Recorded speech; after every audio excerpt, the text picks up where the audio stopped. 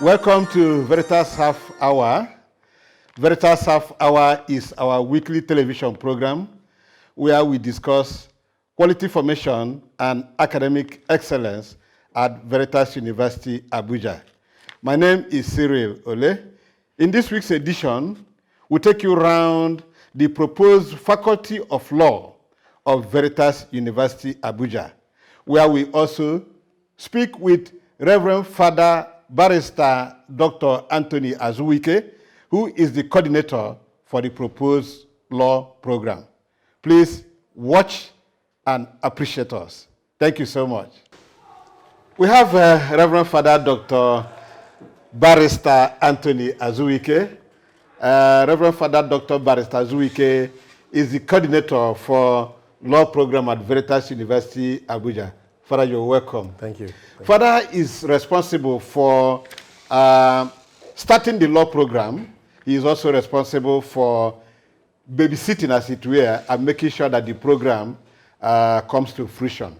Father, it's been an interesting week, moving up and down. Let me start by asking you, the law faculty at Veritas University, Abuja, to be or not to be? I know as a lawyer, the tendency will be for you to say, why not? I'll say to be. Okay, to be. Yes. Okay, it's been a while we've been hearing of, the law program coming up, the law program coming up. What has been delaying it? Thank you very much, Dr. Cyril.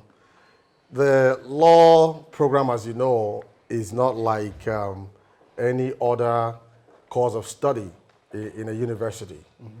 Whereas most other programs perhaps will just go through one layer of approval, which is with the NUC. The law program would have to clear with NUC. National Universities Commission. Yes, mm-hmm. And also have to wait for the Council of Legal Education to also come and visit, do what they call resource verification, which is what the NUC would do with every other program, and then give approval. And then only after then can we begin to enroll students and what have you. And those two levels of approvals are very tedious. You have to make sure you have things on ground, not just the physical structure by way of buildings. You have to make sure you have classrooms like this one, well furnished, and the specifications come also from the council. So it's quite cost intensive, and a lot of work has to go into that. So we have been delaying, so to say, because we want to get it right.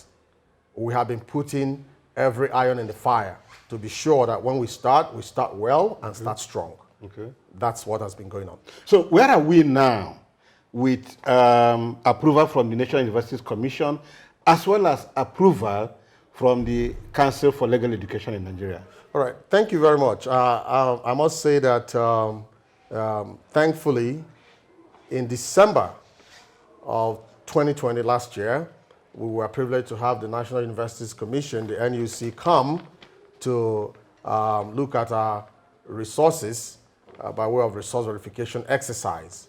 And that came out very, very successfully. And we got it in writing because, of course, if you don't have it in writing, you don't have it yet. You don't have it yet. So we got very loud oral recommendations from them, but we had to wait until February when we got it in writing. And I must say that getting it in February was a record, because usually it takes about 4 to 5 months when they come before you get it in writing. But God, I would say, intervened in our situation. So just 2 months after, we received their written approval to kick off the law faculty. And then only after that would you be able to apply to the Council of Legal Education. Mm-hmm. And we did that right away.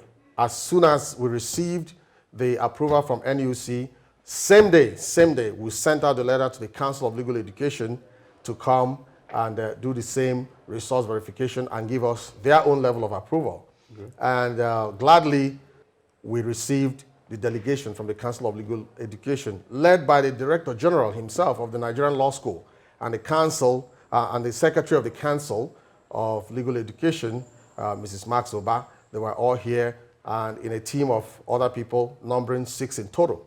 So, and they looked at everything we had, And of course, we've done a lot of work, so we were commended. Of course, you can't be perfect. So we still have a few more things they recommended we do. Some of them they expect us to do in subsequent years. So we're going to keep doing all of that, but we are thankful that they have finally come and given us also an oral approval. So in the next couple of weeks, I expect we're going to have a letter from the Council of Legal Education, which now gives us the 100% go-ahead that we need to kick off our law faculty. So God willing, we're still hoping that our law faculty is going to kick off this year. Okay, that's good news. We're already in second semester at Veritas University, Abuja. Yes. In the likely event that we finally get the approval to start the law program, how are we going to do it? Are we going to wait until the next academic year to kickstart the law program, or how do you intend to start? Feeling the pulse of the management of this university, I can tell you that management, of course led by the Vice Chancellor, does not want to wait for the next academic session, because a lot of interest has already built up, a lot of people waiting for this faculty to kick off so that they can come on board with us. So I think that if we are lucky to get this approval, oral approval given today in writing, we're going to start it right away. And if we start, yes, it's second semester, I can tell you that we can run this second semester as first semester, and then during the supposed summer break, we can give the second semester to the law students, so that by the time we resume for 2021-22 academic session, we are already caught up with the calendar. So they will lose nothing. But it depends on when we get this approval in writing. Time is everything. Right. Yes. And then looking at the two visitations, the NUC and the Council for Legal Education in Nigeria, it appears that you have been talking about just the infrastructure. Yes. What about the teachers? What about the lecturers? Are you also sourcing for qualitative lecturers, not just the buildings and the classrooms? Yeah, well, when we say resource verification, right, there are three levels of resources that the council looks at, as well as the NUC. And first of all is the physical infrastructure, which is the building, and of course the classrooms and things like that, law clinic, moot court. And then we have the staff, which is very critical. That's the second level of infrastructure. The staff, in fact, on a level of, on a scale of preference, staff is number one. And then the third level of resource that they are verifying is your library. Library is also quite critical in the whole. And all these three we have successfully put together. And I'm very happy to say that we have lined up very highly qualified staff. I mean, next to nothing by way of quality of staff. And I'm happy to say that the world-renowned, not just Nigerian-renowned jurist and legal academic, Professor Epiphany Azuike, is here with us as a member of staff. He has helped us from the beginning to put together everything. He has served as a consultant, everything pro bono, without charging us a dime. And he has said he will be the first to take up the first course to be taught in the first year, which is Nigerian legal system.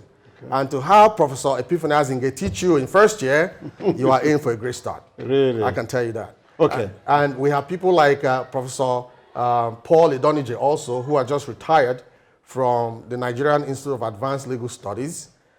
He's joining us full time, and he will be teaching stuff like commercial law and things of that nature. And we have a host of other young doctors and senior lecturers who are coming here to be part of this new faculty.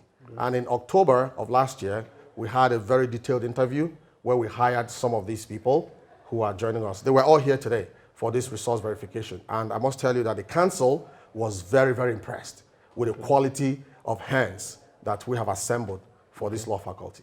We have been told that there is an ongoing new building, as it were, that will be named after Justice Anthony Idiwe.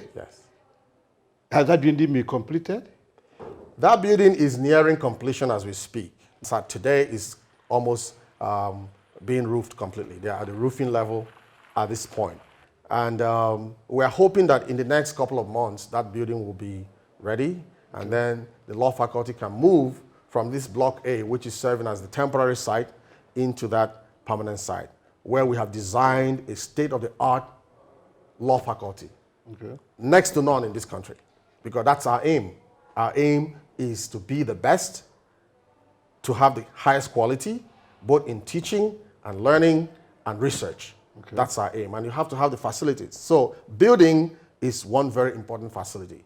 That's why we are going all the way out to set up that very beautiful and state-of-the-art building for the law faculty. So that faculty building, Yes. why Justice Idiwe? Again, don't ask me why not Justice Idiwe. Well, Justice Chike Idigbe was a one-time sitting justice of the Nigerian Supreme Court. Okay. And he was in line to become the Chief Justice of the Federation. You know, a very learned and erudite judge who had done so much to, and contributed so much to the improvement of jurisprudence and law in this country. And unfortunately, he died before he became the Chief Judge. He died on seat, you know, while in active service. So, and his children have done well. You know, his first son is Chief Anthony Digbe, who is also a senior advocate of Nigeria, and he owns and runs Ponoka law firm in Lagos, through, again, Professor Epiphany Azinge, who has been very, very instrumental in this whole process of building a law faculty.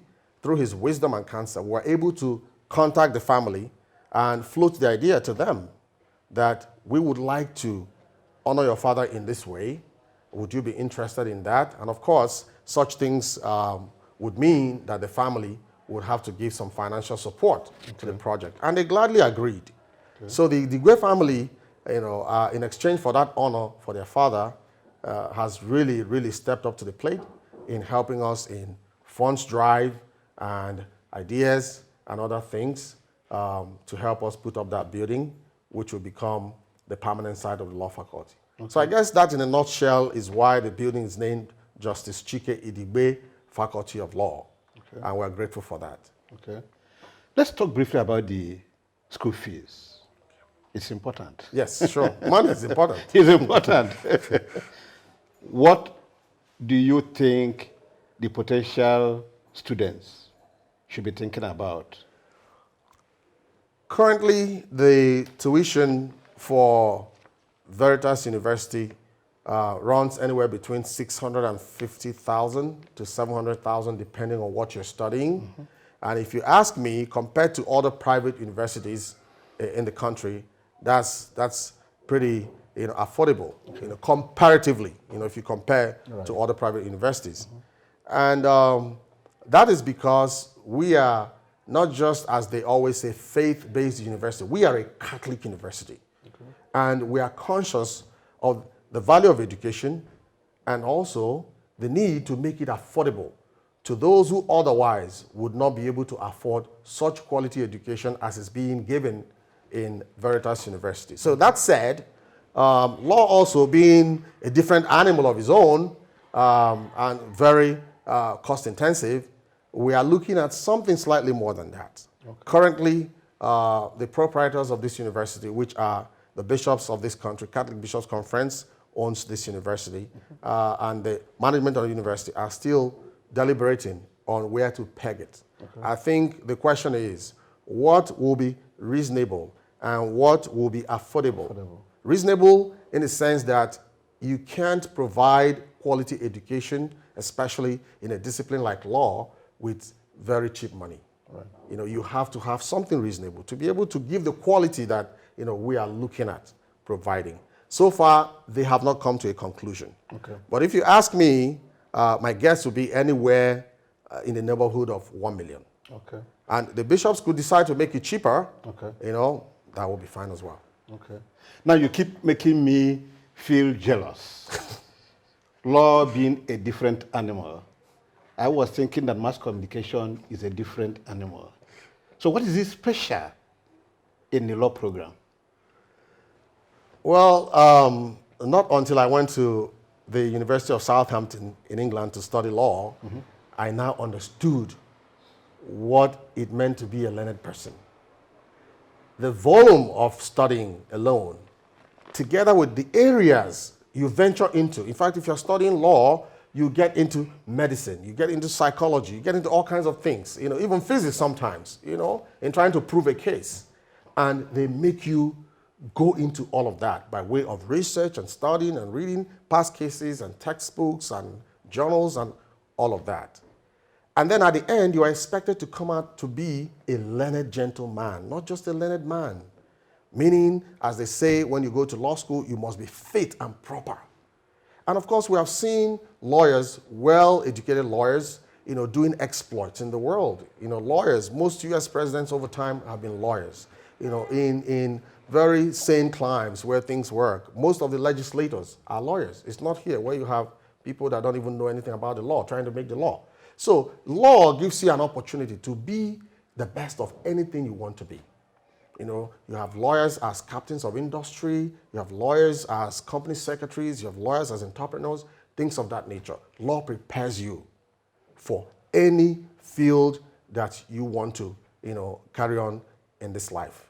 Okay. So perhaps that's why people think it's very special. And of course, on an ordinary parlance, when you deal with the average lawyer, the clarity of thought becomes very obvious right away. I personally like working with lawyers because... why not? You're a lawyer anyway. Apart from being a reverend father, Exactly. Yes. So that's all I can say about that. It's not some kind of superiority type of thing going, from experiential knowledge.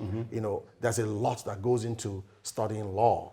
And if you apply yourself, and come out, you will see the value in the human person. It's just like going through a seminary. I went to seminary, for instance, for 15 years, from minor to major seminary before becoming a priest. And if you do apply yourself, that's why even when you're not wearing the priestly garment, most people can tell there's something different about that man. That's what happens in the priesthood. Same thing should be the case with lawyers. And I think largely, yes, especially when you come to temporal matters and thinking and critical analysis. Father, finally, where do you see the law program that's about to take off at Veritas University, Abuja, being in the next 20, 25 years? Wow. Just a prediction. 20, 25 years. Yes. Wherein you are thinking cap now as a prophet. Yes. I don't think it's a matter of prophecy. Let me speak from the point of view of what I have seen and in the privilege I have enjoyed being the pioneer staff of this endeavor and, being, like you said, the coordinator of this law faculty, coordinating from the building, the furnishing, the fundraising, the hiring of staff, name it, all of that. And, philosophy, any great endeavor must begin from the mind. So the philosophy that we put in place, or that we had in mind in building this law faculty, is to be the best in the country and possibly the best in Africa. And of course, if you are, it means that your students can compete anywhere in the world favorably. Okay. That's our aim. And we are not leaving any stone unturned in making sure that we realize that dream. And that said, if we continue in the way we have already started, beginning from the quality of staff, like I've earlier mentioned, and the facilities that we are putting on ground and that we will put on ground, in the next 25 years, there's no telling where this university will be. Veritas University, not just the law faculty, and I think now in the prophetic sense, would be the go-to place in this country. It will be a leading center of learning in this university and the envy of every university in this country. That's what I think. Okay. Father, we would like you to take us around some of the facilities so that we can show our viewers what we are talking about. Sure. It's been nice talking with Reverend Father Barista Dr. Anthony Azuike. Father Azuike is the coordinator for the upcoming law program at Veritas University, Abuja. Father, thank you for talking to us. You're very welcome. All right. This is just a little example because we're still in the temporary site. Okay. Of course, whatever we have here will only be improved in the next few months when we move over there. Okay. But this is a typical example of the lecture classrooms, one of the lecture classrooms that we have. If you look up there, you will see you have a projector there. And by the way, this is one of the requirements of the Council of Legal Education, that you should have that in every classroom. I know you don't see it in every university, but we have, gone all the way out to put these in place.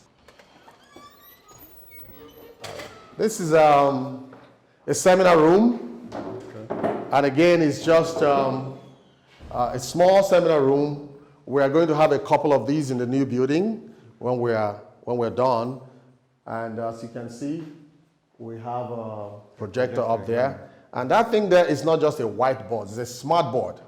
Okay. Yes, so we are going all the way digital, so with a touch screen and all of that. So that's the kind of facility we want to put in place, and we are putting in place for our students. What differentiates this from the normal whiteboard? The normal whiteboard, you use a board marker to write, and then you wipe it with a duster. But in this case, this is pretty much like a computer. Yes, you turn it on and then see all the controls here. Yes, to write, you click on one of those writing materials, and then you write with your finger. And if you want to wipe it, you see an eraser there. Right. You click on it, and it wipes everything. And then at the end, you can save it. That sign there is for saving. You can save whatever you wrote, and then recall it afterwards from your computer and things of that nature. So that's a law clinic. Is a place that students practice how to be lawyers. It's arranged in such a way that you can have a private section for interviews, for personal consultation with your lawyer and things of that nature. Yes. So one was thinking that this is the medical wing. Absolutely has nothing to do with medicine. This is nothing to do with medicine. Law clinic. Yes, it's called law clinic. That's what it is. Okay. Yes. All right. Moot court. Let's go to the moot court. So this is the moot court. The moot court. Yes. What is the moot court in your own parlance? Explain it to our viewers. The moot court is some kind of a mock court. Okay. And this is a necessary requirement for every law faculty. Okay. Even abroad, you have to have a moot court. And the moot court is just like a normal court, where law students come in and learn how to be lawyers, how to argue in court. Okay. A lot of the litigation stuff happens in the court. So this helps the students be familiar with the workings of a court. So when you become a lawyer, when you graduate and become a practicing lawyer, you are not going to be seeing a law court for the first time. Okay. And students are generally encouraged to be part of the mooting that goes on in the law faculties, so that they can really begin to practice how to be a lawyer. Is it part of their practical? Absolutely, yes. Okay. It is. Okay. Yes. This is where the judge sits over there. The court clerks sit here, taking record, and that's the dock for the suspect or the accused. Okay. And then that's the witness stand. Okay, this is the witness stand. Yes. I think I prefer to go in here than to go to the... Absolutely, because when you're there in the dock, you are perhaps looking at prison. It means from there I could go to the prison. Depending on what your crime is. Yeah. Well, this looks nice. Yes, and the lawyers will sit there, the defendant lawyers and the plaintiff lawyers, here. And then the members of the congregation, the audience will sit over there. And once again, this is just a temporary place. In the new building coming up there, we have a standard built moot court that is going to contain like 60, 70 people at the same time. Wow. This one here can only take about 38 people, including the court clerks. Okay. Happy to welcome you to the law library. Okay. Yes, this is a dedicated library for the upcoming Faculty of Law. Okay. It's a small space, yes, but we have lots of volumes here.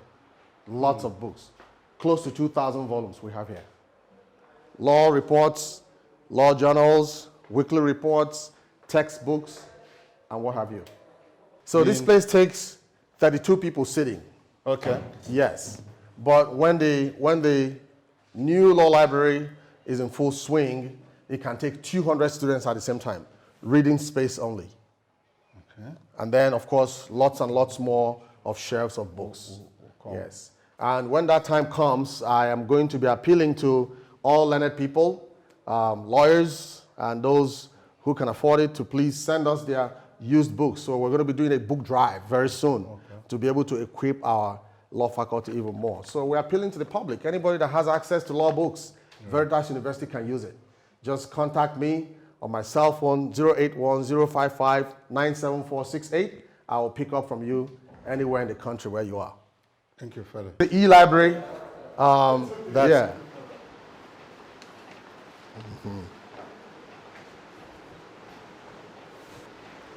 So here are a number of computers dedicated to the e-library of the Faculty of Law. There are a total of 50 computers in this place. And of course, they are connected to the internet, where you can access world-class journals on major websites that deal with the law. JSTOR, Law Pavilion, and things of that nature. We are already subscribed to those e-resources to help our students be familiar with the study of law. okay. Thank you, Father. We've come to the end of another interesting edition of Veritas Half Hour. Veritas Half Hour, a program where we discuss quality formation and academic excellence at Veritas University, Abuja. This week, we took a tour of the upcoming Faculty of Law, where the coordinator, Reverend Father Dr. Barista Anthony Azuike, explained to us the programs and how they will soon come up. Thank you for watching, and keep a date with us for a fresh edition. My name is Cyril Ole.